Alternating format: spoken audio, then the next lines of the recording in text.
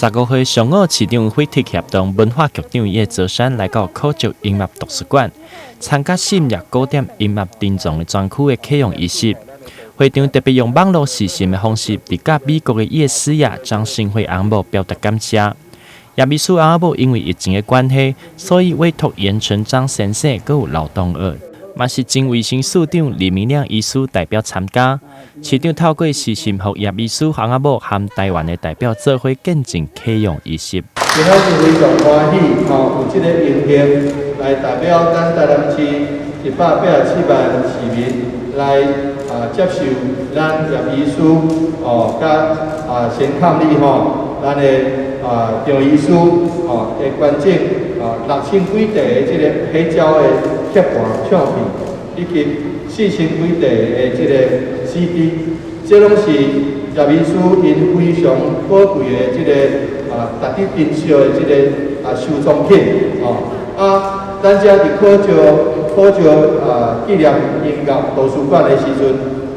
遮这个图书馆有足侪的这个咱的音乐的这个收藏品。咱即摆现主是台南市嘛举办了第一届的这个台南国际音乐节邀请了足侪咱台湾杰出的这个主题以国际上有名的主题来参加，这点我是非常感谢咱台南市是一个文化古都。叶秘书自细汉就非常的喜爱音乐，对台病院完成妇产科医师的训练了，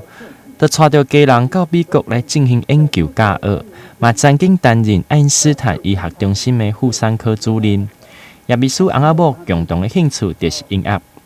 逐摆若有闲时阵，就甲太太去欣赏音乐会，或者是收集古典音乐的曲盘。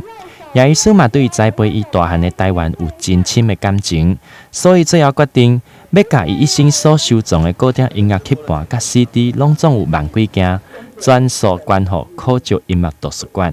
世纪以上阮的心也伫台湾，所以我感觉讲，若有可能这宝贵的收集会当送予台湾。阮上欢喜，互少年人会当分享阮这好的音乐，鼓励因爱古典的音乐。Chris 真好，伊甲我答应讲，伊去转去台湾要探听看卖。结果伊转来讲几落位，总是阮决定讲，阮这物件要送予台南科学音乐图书馆。我无想讲这个代志2年后，阮的梦已经实现啦，我足欢喜的。阮感谢台南市各市科学音乐图书馆，真诚意接受阮的收集，成全阮真侪年来的心愿。台南新闻刘品言采访报道。